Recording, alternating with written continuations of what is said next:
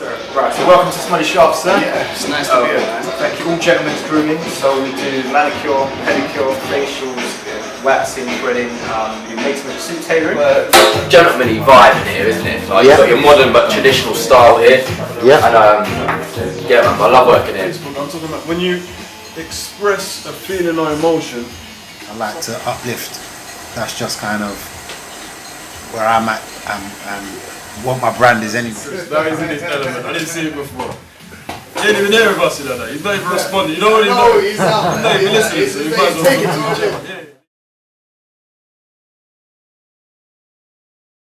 Just to summarize it, it's to be able to lock yourself in. You asked me about discipline, to lock yourself away from the world and do just a little bit which reaches your target every day. It doesn't matter what you do in life. You could be trying to get fit. That means doing 10 push-ups. Literally, I know it sounds like a joke thing because it sounds like doing 10 push-ups a day. Then you do 10 push-ups. It sounds stupid, but you do your 10 push-ups a day. Etc.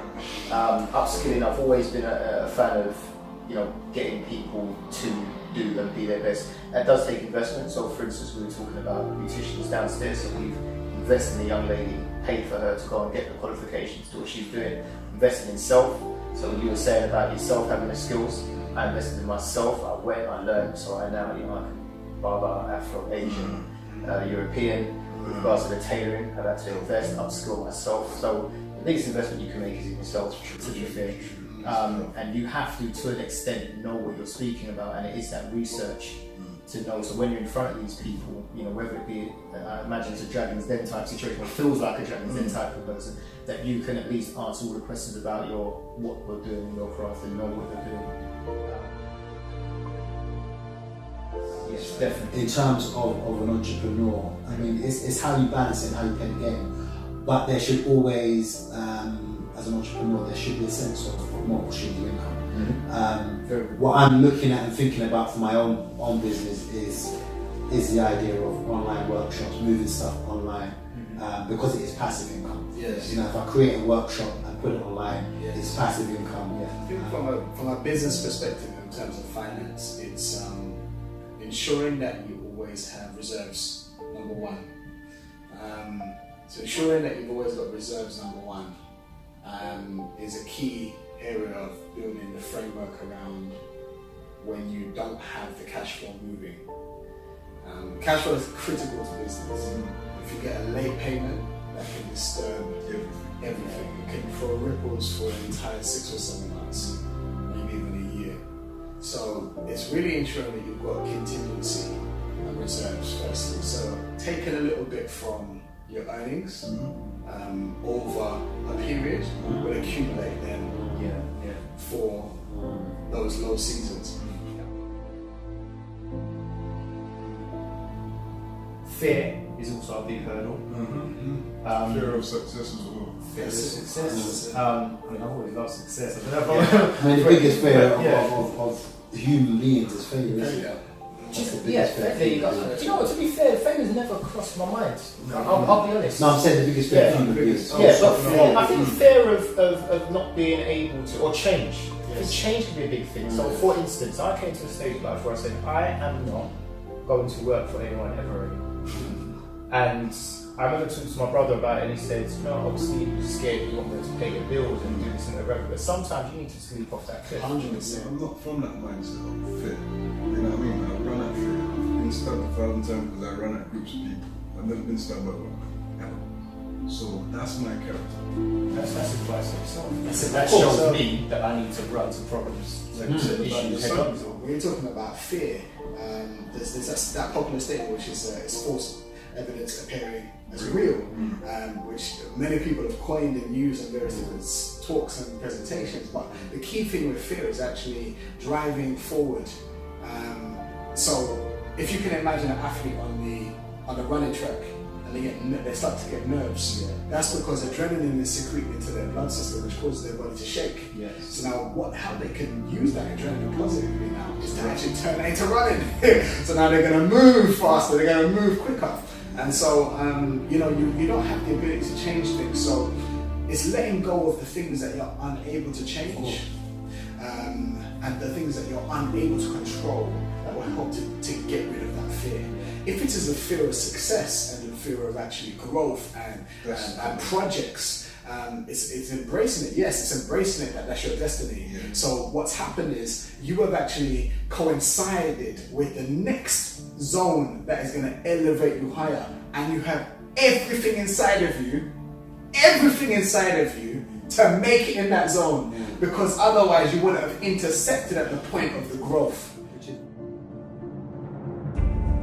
So it's going to start with visualization, where I believe the door's going to open. The door's going to open.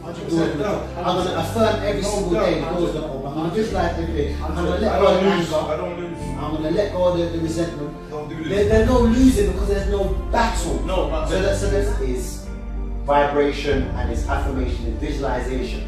Seeing yourself break through, seeing yourself making a change, seeing the system make good. That's the first thing I'm going to say to you. The second thing I'm going to say to you is, and I know you do this, but I'm not sure if you fully do this, is really look for that feedback. And what I mean by that is, I'm going to get another opportunity. I want to know from as many people as I can, how could I have done that meeting better? How could I have done that presentation to the investors better? Like, seek it. I'm reliant on just funding all the time, and it's almost like someone has to do something for me, or I can't then move, or I can't progress, or I can't do what I want to do, because what I want to do is rely on you, or you, Mr. Funder. And there's other ways that we can self-fund ourselves, whether that, getting a job or whatever have you. And that would be, or as Nathaniel said, family and friends when we talk about something else.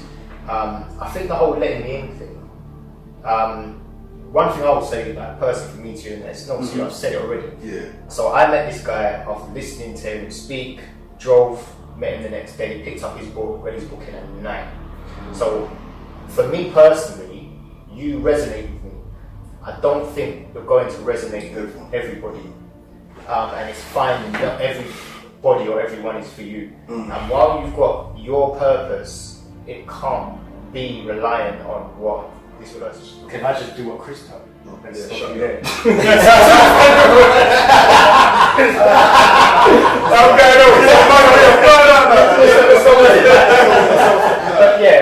One of the hardest things when you're powerful is to contain your powerfulness. Because there's so much energy that's inside of us that we actually lack the discipline of containing the power. So the problem is that when you're a powerful person, it makes people intimidated. The greatest warrior is the warrior that is in front of 1,000 people and wins the fight without having to fight them. Alright, so we're gonna wrap up there. I think it's been great. What we're gonna wrap it up on is just how you found the session good as well. Let's start with you. Oh gosh, the session's been very, very, very good, very, very informative. Again, whenever something happens in what we've created here in Swanee Sharp, again, I just feel blessed. I was looking at a post, actually, I did a post about, I think it was like 3 years ago or whatever, and I said, envision a place where you can come, you can make appointments, and you can do X, Y, Z, and this is it. And again, inspiring men to talk about personal issues, business issues. This is what it was all for. So with regards to the session, being able to facilitate the session, being able to learn from the session, being around great minds, being around different minds, which I think is good as well. We've all got something to bring to this table. And I alluded to in the beginning where I said, it's not even about looking at our next man and saying, I want to be like you. It's you take certain qualities, yeah, definitely. To say I want to be more of a fighter and I want to be more X, Y, Z and business minded or being able to motivate and speak or whatever, but everyone's different. You got to know what you're bringing to the table. And so being able to contribute and being able to learn has been very humbling and very grateful. And so thank you, Chris, for arranging this and choosing us to host it.